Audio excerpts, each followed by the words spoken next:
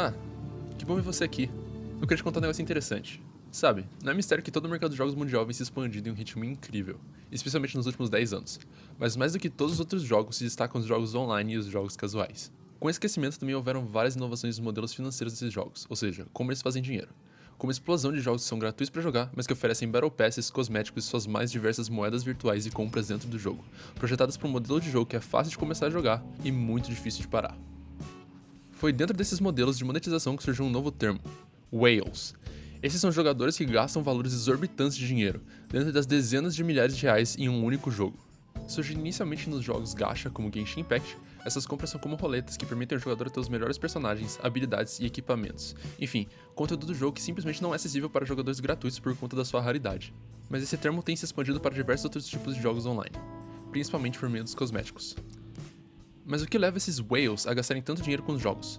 Como eles estão influenciando os modelos de monetização deles e que consequências isso trará para os jogadores no futuro?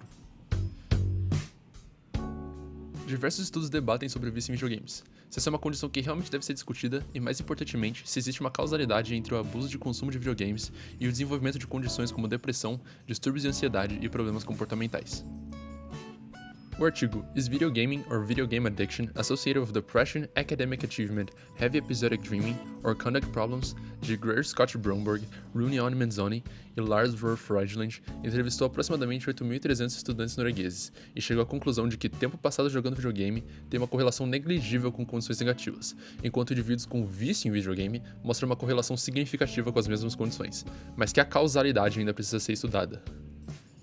Similarmente, o artigo Is Video Game Addiction Really an Addiction? De Mark Zastrow demonstra a falta de concordância em relação a se o vício em videogames é uma condição real que deve ser estudada ou não, sugerindo que enquanto os videogames em si não podem ser considerados um vício, a dependência com a produção de grandes quantidades de químicos no cérebro seria a condição verdadeira.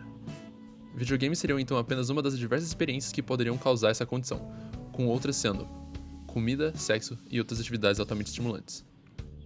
O estudo Recent Innovations in Video Game Addiction Research and Theory, de Daniel L. King, Paul H. Del Fabro e Mark D. Griffiths, trouxeram uma outra categorização do que seria um vício, seguindo os componentes de Brown. Salience, se a substância é a coisa mais importante para a pessoa. Mood Modification, se o humor da pessoa altera ao usar a substância. Tolerance, se o usuário cria uma tolerância à substância.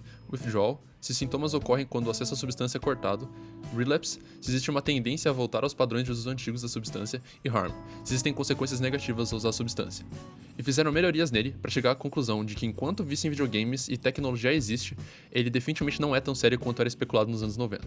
Mas que existem pessoas que sofrem com o abuso deles que merecem atenção. E que mais estudos a respeito dessa condição ainda precisam ser realizados. O estudo mostrou que dentro de todos os jogos, aqueles que são online ou casuais eram mais próprios a ocasionar algo similar a uma dependência. Griffiths e seus coautores também trazem uma analogia entre máquinas de cassino e arcades, que só se torna cada vez mais relevante nos modelos de monetização de videogames online casuais atuais. Com suas UIs com diversas seções e enormes botões, intencionalmente difíceis de entender, suas múltiplas moedas internas, seus bônus de login, missões diárias e semanais e grandes feedbacks positivos após a realização de compras. Bem, agora que está estabelecido que, independente da terminologia, os videogames são de fato capazes de criar um estado vulnerável ou similar a uma dependência em seus jogadores, a pergunta que eu gostaria de trazer é: até onde é moralmente aceitável levar a criação de jogos? Afinal, são as mesmas coisas que fazem um videogame bom e divertido que podem levar ele a ser viciante, e são as mesmas compras opcionais e bem produzidas que podem acabar abusando de uma pessoa em um momento difícil a realizar uma compra indesejada e problemática. Meu medo é que estamos apenas no início da evolução desses modelos de monetização e que pessoas vulneráveis, essas whales, estão revelando para essas empresas que elas podem abusar dos seus jogadores o quanto quiserem, pois existem pessoas que estão dispostas a pagar seja de quanto dinheiro for necessário para ter aquele leve prazer momentâneo ou elevação do seu status online. Eu temo que a consequência seja a criação de jogos cada vez piores, com mais e mais de seus conteúdos presos atrás de um preço arbitrário, e desenvolvedores que estão mais preocupados em retirar cada moeda possível dos jogadores do que em criar um produto melhor.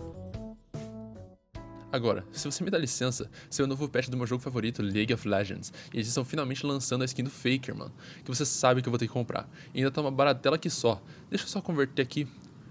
R$ 1.400!